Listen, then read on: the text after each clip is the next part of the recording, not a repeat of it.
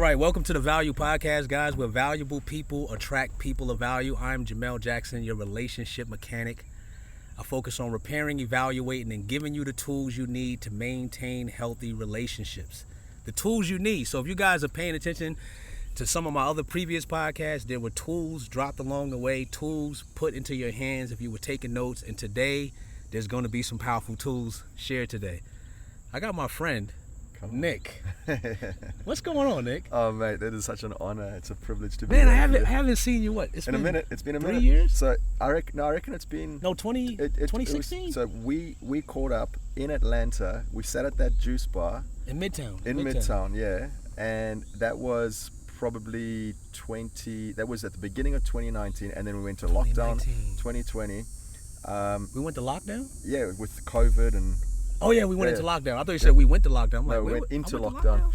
So yeah, no, it's been a minute, but mate, you're looking as strong and healthy as always. Man, appreciate it. You make me jealous. No, the Lord says they're not covered, but look at me. I think it's the calisthenics, man, and the fresh juices probably, and the smoothies. What's going on, beautiful people? I'm sorry I had to interrupt your value time, but people have been asking me, Jamel, how do I support the Value Podcast? I want to support. I want to show some love. Well, you can go to VPAPOV.com. That's VPAPOV.com and grab yourself some value gear. And for those that have been watching and they say, man, I like this wisdom, I like the conversations that's taking place, how can I work with you one-on-one? You can go to JamelDJackson.com. That's JamelDJackson.com. Click the link, head to the website. Let's work together. I want to see you have the best, amazing, healthy relationships in your life.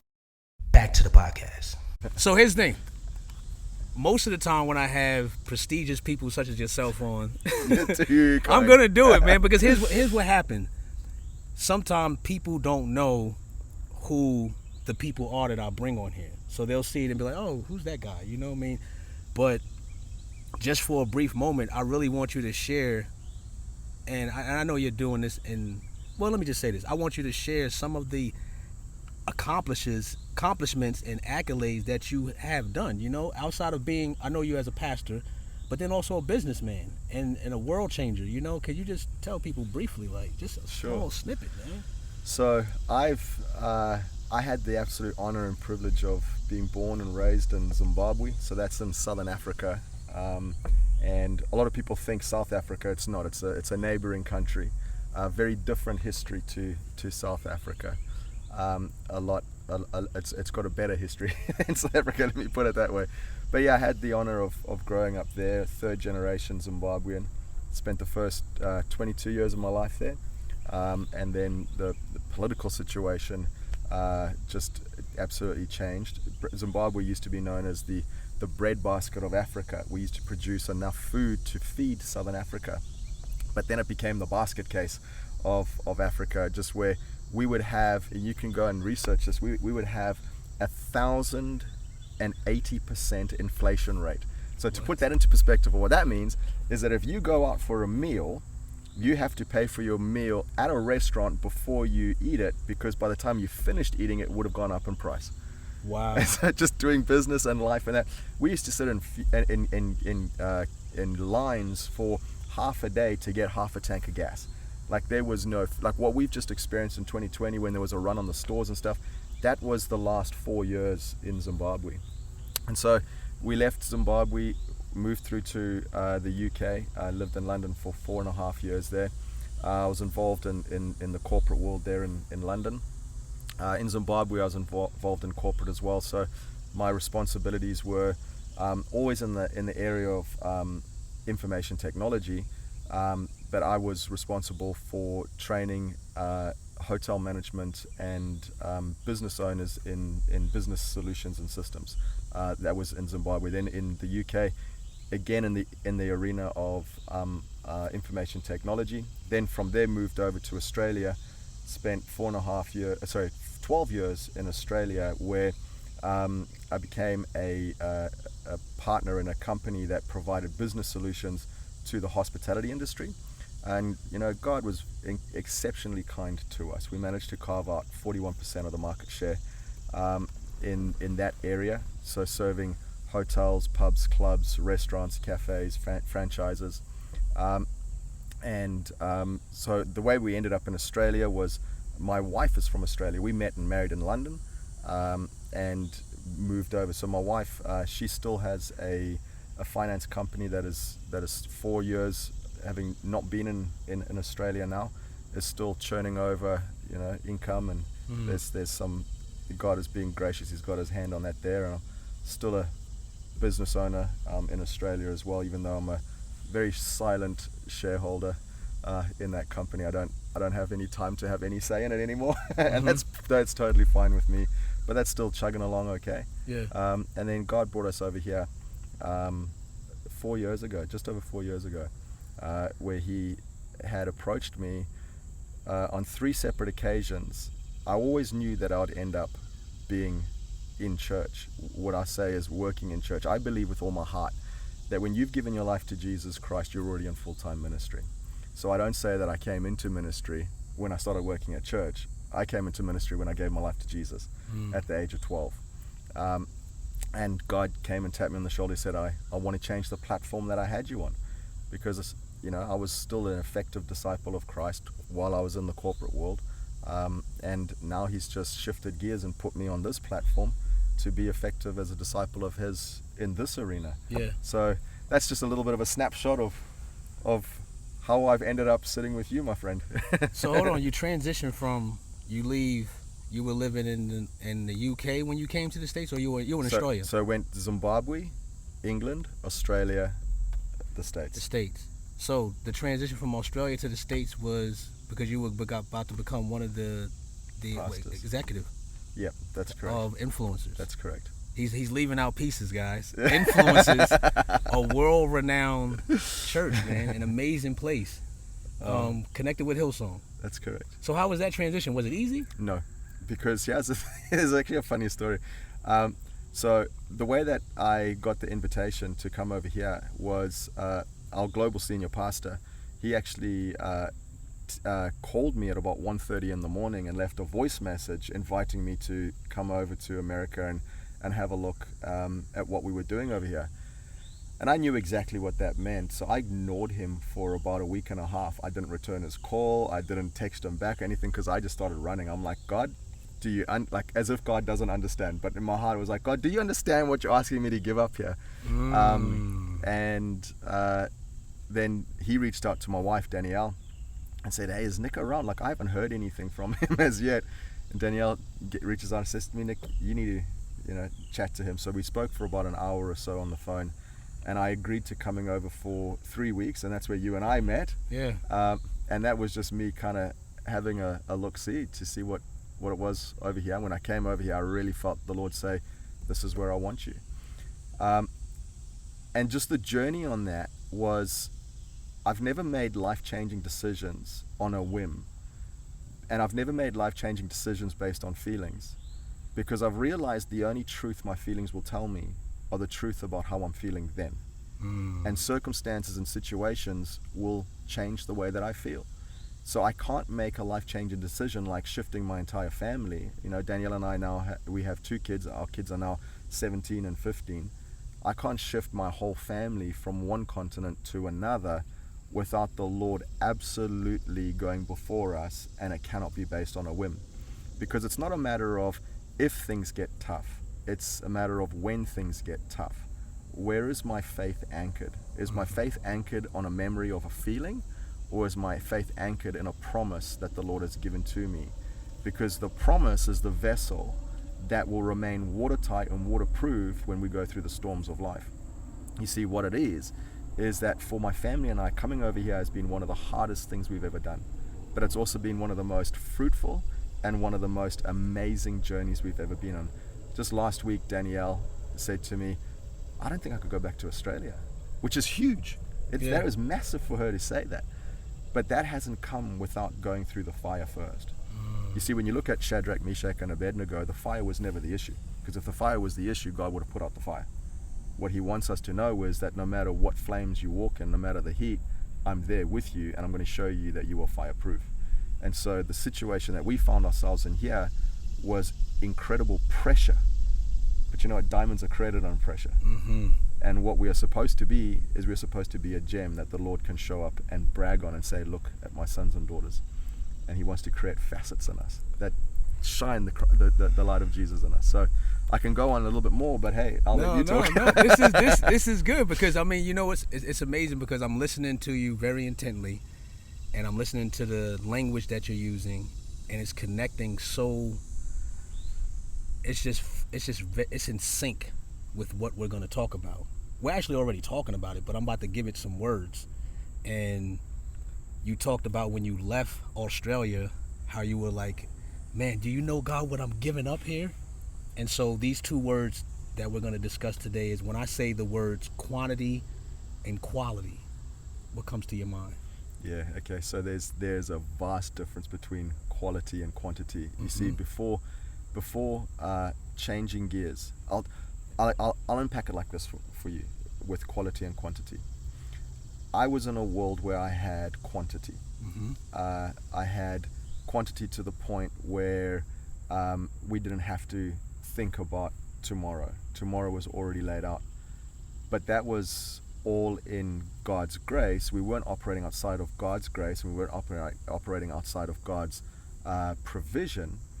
But there was a quality that was missing, because every 12 months I used to say to my wife, there's something missing from my life. Like, it used to drive her insane. Like, she'd be like, there's something missing from my life. Like I know that there's something more for me. And what it was that I was operating in a secular world as a Christian, which is fine and good, because that was the platform that God had me in. But when the time came, God wanted to change the platforms, and He wanted to add the quality, which actually in and of itself, there's quantity in quality. There's seldomly true quality in quantity. And so what He wanted to add to our lives was this incredible quality that came out of full, unadulterated, unreserved reliance and trust in Him, and faith that He was taking us from what we thought was good into an area and an arena that just has blown our minds, my friend. Like, it really has. So I don't know if that really answers your question as far as quantity and quality, but so you being in this, when you're saying like the corporate, you were doing the hospitality. yeah, You know, so you would see, I guess, people were taking quantity, and just for a second, I know you have, if you dealt with that, you had to have some type of, a little bit of marketing mind. yes, You know, so you see it where now it's like marketed that if you have a lot, if you have more, if you have the jet ski, if you have the house on the lake, the quantity, yeah, then it's a quality life. yeah. And so you find people chasing quantity or chasing more, believing that it equals quality. Yep. Why do you believe this occurs? Yep. So here's the thing: is you're absolutely right. We do chase after the bottom line. So for instance, in business, what it is that we were always providing solutions so that people would have an increase in quantity, which, as you said, would then result in a quality of life, because what they wanted was that they wanted to have amassed wealth, which then would release them to have what we are currently doing now, which is having valuable relationships and having value in their life. I really do think that one of the things that the enemy has done exceptionally well over here, certainly in the West, is we have such a consumer lifestyle. You know, it's a very if it's broke, throw it away and replace it. And the quantity, when that then becomes part of how we treat relationships, when that becomes how we treat Christianity is simple in the sense. Jesus said, love God, love people. It's relationship. And when we apply a bottom line approach to our relationships, what we actually do is cheapen the very thing that we're supposed to have value on. You see, when it comes to quality and quantity, we need to understand that taking on this line with relationships, for instance, we are supposed to be influential to as many people as we can, because it's always about two populations. It's about decreasing the population of hell and increasing the population of heaven. But when we have when we don't put quality or value on relationships and people, what we have is we have a throwaway attitude towards people. You're not meeting my need, and so you're disposable.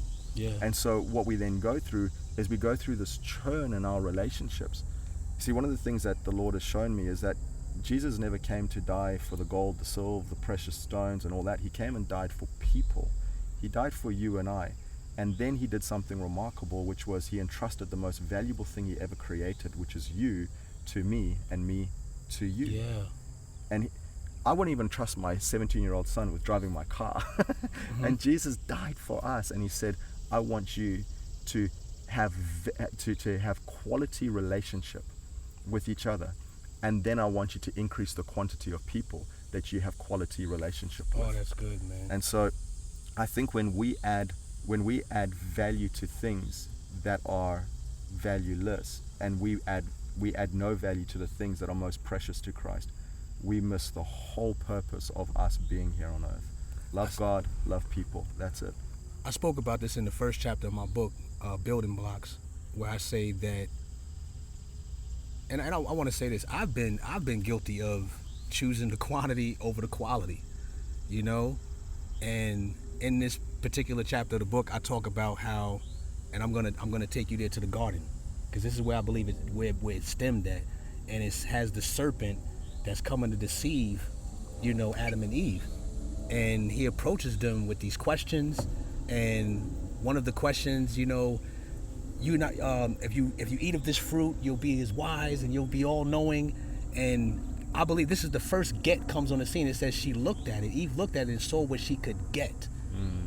And when I read that, I was like, wow, most of us approach relationships with what can I get? I call it a ghetto mentality, not G-H-E-T-T-O, but G-E-T-T-O. Yes. What can I get? What can I get? And if I can't get nothing from you, then I'll slowly weasel my way out of your life. I don't want nothing to do with you. Kind of like you were saying. Yeah. Instead of producing this quality, if I can't get a quantity out of you and get nothing out of you, then I'll slowly alleviate you and push you out of my world. Yeah. And I say I approach relationships with what can I give? Because if two people are giving, then lack cease to exist. Yes, come on. And so, painting this picture of the garden, I like when God takes me back to the beginning, because you have these two individuals there. They have a quality life. Yes. This showed me that God works from the inside out. We know this, but he wants to produce the quality, then the quantity. Yes. So they have a quality life. They have everything they need. They don't need Yes. anything else. And then the serpent comes to deceive them and says, well, don't you need a little more? Yes. If you do this and you do this and you do this, and then you have more, and then you'll have quality. Yes. And so they exchange the qualitative lifestyle for a quantitative lifestyle. That's correct. Yep. And then it all just starts to go crazy. That's right. And now we have to wait for the Redeemer to come, Yep. to reverse Yep. and say, no, I wanted quality. I'm going to give you quality, then quantity. Seek first the kingdom, and all these things Yes. will be added unto you. Yes. How does that story look to you? Well, I love the way that you've unpacked that.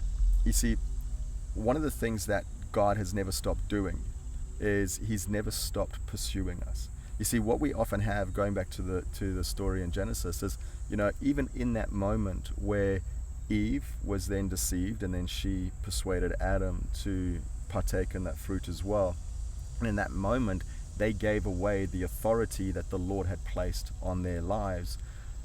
You know you're lost when even God's like, hey, where are you? He's walking through the garden. He's like, Adam, where are you? You know, but the thing is that in that moment, we think that God then rejected mankind and he rejected Adam and Eve and we were cast out of his presence. It's not actually what the Word of God says. Mm-hmm. What happens is that God deals with the source of the problem, which was the serpent, but then he finds a way to protect Adam and Eve, because as you said, they overlooked the quality that they had for the lack that they perceived that they had. And so quantity is a perception. I'll come back to that in a second. Okay.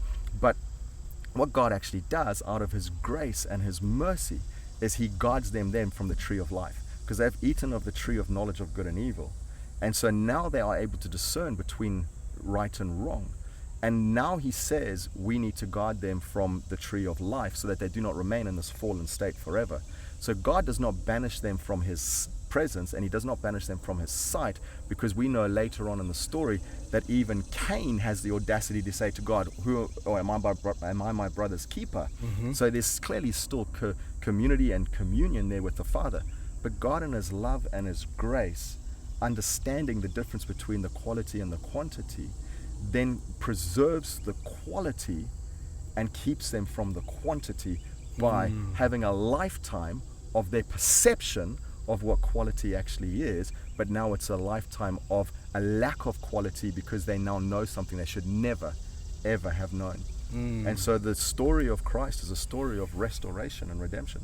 See, here's one of the things that I've learned when it comes to quality and quantity, is having had the absolute privilege of growing up in Zimbabwe. I've seen, and then having the privilege of living in England, in Australia, and over here. Here's the one thing I know to be true, is that there is incredible wealth everywhere you go. There's incredible quantity everywhere you go, on every single continent of this earth, regardless of what the adverts on TV show you and what UNICEF shows you on TV. There is incredible quality and quantity everywhere you go. The problem isn't the quality and quantity. The problem is when we compare our quality and our quantity to the person next to us. Because if I'm comparing my quality to your quality and my quantity to your quantity, then we are never actually at peace. We never actually are at rest, and we are always coveting what our brother has. And so part of the quality and quantity is us getting to the point where we are satisfied with what we now have. Now, that's not for us to now, take away drive and ambition. Those things are good. Those things are God-given. Those things are right. We're supposed to, go after and be more, do more. So what I've discovered is that when I compare my quality and my quantity to you, then I'm always going to be chasing after your dreams and the destiny that God has on your life, rather than me chasing after the destiny and the call that God has on my life. We have to arrive at a point where we are satisfied, where we are grateful, and we are willing to sit and say, you know what, God, in all things I give thanks. Thank you for where I am, and thank you for what I have. Because here's one of the things that I grew up understanding. My mom always used to say this to me: Nick, these things have come to pass. They have not come to stay. So I just want to say, in closing of this thought, is that no matter where people find themselves, whether it's in relationship, whether it's in health, whether it's in career, whether it's in social settings, whether it's in their spiritual walk, whether it's in their mental well-being, these things that you find yourself in now, I'm telling you, this is simply a stepping stone to the next. This is not your future. This is the present. And your future is going to look based on the choices you make now. And so what I would encourage your listeners to do is to observe the quality and the quantity that you have in this moment right now, in any sphere of life that you have, even when you feel like you have a lack. Because all Christ expects from us is to come to him with the 5 loaves and 2 fish and say, Lord, this is all I have. And then he can add quality and quantity to the little in any area that we have, even if it's in the area of depression or anxiety, or somebody who's contemplating something as serious as suicide. You still have breath in your lungs. You can take that little life that you have and say, Jesus, add quality and quantity to this, and you'll see the Lord do transformational work in any area that we bring to him. That's amazing, man. For people that's listening and viewing this, we're throwing out scriptures, we're mentioning Christ, and I always say this when I'm talking on my podcast, that these are biblical examples, but you can actually use these in your practical day of living, because we're in a society now. I don't even say generation, I say society, because I see it with the young and the older, that people are really chasing after quantity. And once again, like you mentioned, it's not that God doesn't want you to have more. It's not that I don't want you to have more. I want you to be wealthy. I want you to have the big house on the lake. I want you to have the house in the mountain. But we have to understand that doesn't automatically equal quality. And so if we're deceived by the environment that we're in, or what we're watching, or what we're viewing, or if I'm watching your life so focused on your life and so detailed on your life, and I see all of these quantities and accolades that you have, and then I see you smiling with your wife and your kids, I'll think, that's how I get quality. That's right. And so I'll chase after that.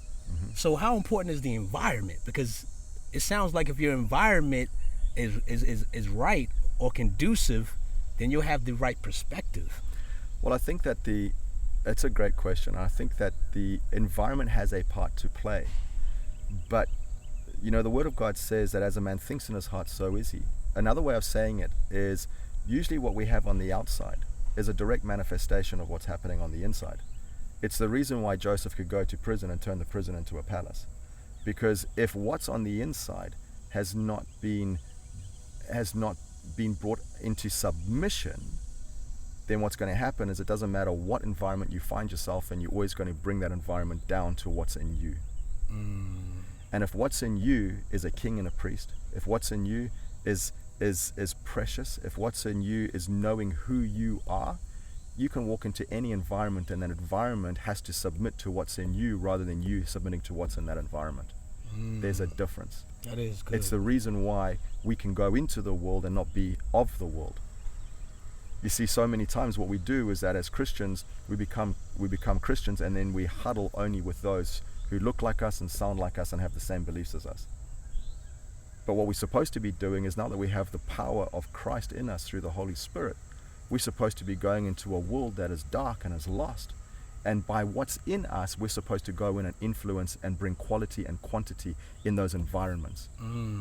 Because somebody can have the quality and quantity on the outside, but if they don't have the quality and quantity of relationship that comes from Jesus Christ on the inside, it doesn't matter how much is on the outside, you will still be just as lost, just as broken, just as afraid, and just as you were when you decided that you were going to walk life alone. These two words came to me about a couple months ago because I was feeling a little disheveled, like, man, God, I'm in this particular position. I feel great, but it's almost like I'm missing out. And I believe maybe part and parcel some of that came from, like you just said, like, sometimes you could be looking at somebody else's life and thinking, man, okay, like, man, God, like, what I mean? That seems like that's the quality. And I was actually studying that Genesis, and it was like, he's like, no, Jamel, I'm always working from the inside out. He was like, really understand that you have a quality life, and it automatically produces quantity. I need the quality first. I don't want to give you things. And whatever that external thing is, I don't want to give you quantity and then you lack the quality. And he said, so I'm producing such a strong quality in you, the value of relationships, really, that's my quality right there, relationships, that you'll have the quantity. I meet so many people, and they're basing their decisions based on quantity. Yes. And I'm in the marketplace and I'm selling books, and sometimes I'm just giving a real life example. People will see the size of the book and say, that's the price of that book? It's not that big. And it's crazy to me because our mindsets are really like that. Like, more equals quality. Like, how do we shift that? Because this is inside the church or wherever. This is, it's not just the church that has it all down pat. It's outside the church. Like, we have, like, oh, I'm gonna go to that church is big and humongous. That's quality. Some of us even make decisions like that. I'm gonna go with that girl because, man, her body is so sexy, or that guy is so strong and bulk. He got the quality. Oh, I see him in the car. Whatever it is, this external view has me making my decisions, making crucial decisions. Yes. You said when you were leaving, God was telling you to leave and come to the church, you were thinking your perspective was on the quantity. Like, hold on, how do I leave this stuff? Exactly. My stuff is part of my quality. Exactly. When in actuality, he's like, no, it's not. Exactly. I'm taking you to a greater quality. Yes. That'll produce even more quantity. Exactly. Yeah. And so what you said there is exactly what was holding me back from stepping into what God had been calling me to do. Was I had acquired so much that the things that I had acquired to set me free actually became a shackle to hold me back. Oh my God, say that again, please. So I had acquired so much that the things that I thought were going to set me free actually became a shackle to hold me back from the destiny that God had on my life. And so this is part of the trap, if you like, is understanding what is quality and what is quantity. You see, when we acquire a lot of stuff, we now have a lot more stuff to worry about. We now have a lot more stuff to manage. When regardless of what your faith walk is, whether you're a Christian or a non-Christian or whatever, the stuff that we acquire then makes it that much more difficult to make a life-changing decision, because rather than us making a decision that's going to impact our future, the stuff that you've acquired is as a result of your past endeavors. And those past endeavors now then have an impact on your future. And if we hold so tightly onto the quality or the quantity of stuff that we've acquired in this life, we've got so much more stuff that needs to be pried out of our hands before we can step boldly into the future that either you want to set up for yourself or God has set up for you. Because understand this, where we are now is a result of the choices we made when our now was once our future. And where we will be is as a result of the choices we're making now. And so if we make choices to acquire more, then we've got more that we have to siphon through in order to make choices for quality further down the track. In relationships, because now when you're talking, I'm hearing the relationship screaming at me. Significant other, business, but specifically husband, wife, girlfriend, boyfriend. I believe that people sometimes stray away from commitment because of these two words, quantity and quality. I want to be committed to her. I see a long life with her. I want to be committed to him. I see a long life with him, but I don't know if he has the quantity to maintain me. So therefore, the fear of the quantity not being enough, I'm not going to make the decision. So we could actually be trading in a quality lifestyle based on our perception of there not being enough. Exactly. And it comes back down to what your definition of quality and quantity is in what you're actually looking at. Because we know of so many people, in every single one of us, know of people who have a lot in one area of life, but they lack in another area of life. I think what it ultimately comes down to is understanding, first of all, who you are and what you want out of life. Because if you have a vague approach to what your future looks like, then you're going to attract anything and anyone that may or may not add value to the call that God has on your life. So for instance, there's a great saying that says, if you don't know where you're going, any road will get you there. I believe that when it comes to relationships, as we're talking about here, we need to be so clear on, first and foremost, who we are, so that the people that we add around us are assisting us and we are assisting them to get to what's in our hearts. Yeah. If we have a haphazard approach to relationships, then we're going to spend so much time just spinning our wheels. And we're going to surround ourselves with people that may in this moment be, seem like a kite to take us there, but in time it actually appears that they're more of a boat anchor that holds us back. And so when it comes to quality and quantity in relationships, I think that we need to be very deliberate in who we have in our sphere of influence and who we are influencing. Because who we have in our sphere of influence, you need to be very careful about who you are allowing to influence you. And that group of people is always going to be a very small group of people. But the group of people that you are of influence to is vast. You need to influence as many people as you possibly can. And so when it comes to areas of relationships, that person, with boyfriend, girlfriend, husband, wife, they are going to be in the close circle of influential people in your life. You need to ensure that what's in them marries up with what's in you. Not just what's on the outside is appealing to my external pleasures as well. It needs to be what's in you marries up with what's in me. You spoke about it earlier, that when you and I first met, it was like we were kindred spirits. There was a fast connection there. That's because you didn't look at me, I didn't look at you. You saw something on the inside of me. I saw something on the inside of you. So you were somebody that I wanted to have as an influential person in my life, and hopefully vice versa. And so I think in that area of spouse, life partner, whatever the case might be, that is a person that's going to have influence in us, and we need to be very careful with who we allow into that sphere. I was having a conversation with my son. We went away on vacation a couple of weeks ago, and I was just explaining it to him like this. I said to him, when it comes to my life and choosing who people of value in my life, think about it like this is going to sound like a weird analogy, but hopefully it works.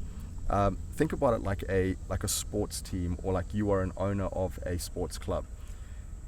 There are VIPs, there are season ticket holders, and there are general admission. The closer you get to the VIP section in the club, the smaller the group becomes. You see, the VIPs are the people who have paid the price to be there, and they always make up the minority of whoever's in the stadium that day. The season ticket holders are the people who will always show up whenever you invite them, but they're not necessarily the people that you are going to allow to influence you, but they're there to see what you can give them. And then you got those who have general admission. They will just come and go as they please, and that's how people are in your life. And so you need to go through a rigorous process of who do you allow into that VIP section, because those are the people that's a give and take. You have paid the price to be in relationship with me, and I'm paying the price to be in relationship with you. And then everybody else, they just there to see what they can get from you. And when you recognize that, it's okay. Wow. Because then you will service the people in your world appropriately to where they sit in the stadium called your life, my life. Listen, man. Selah. I told you guys I'm bringing you tools to help you have healthier relationships. We just discussed quality and quantity. We're not done. We're just pausing because there's so much more that we can say, man. I'm not even gonna say Pastor Nick. Come on, I like that. I never introduced myself as I'm just Nick. This is amazing, man, because I love your journey. I love how we're still connected because it's quality, and I believe even as we're closing, I want to say this, that sometimes the quality of life that we're talking about cannot be explained. It has to be lived. It has to be walked out. I could just be an example. With us sitting right here on the water, this is quality right here, man. This is a quality life right here. But this came, like you said, going through the fire to be able to sit in a position like this, be able to hear something, hear from God years ago about this man, and now I'm sitting here, and that would produce this quality. So, man, I love you wholeheartedly, man. I value our relationship, and for those who are listening and viewing, man, you guys are in for it, man. It's awesome. Give me something. You're awesome. I love you.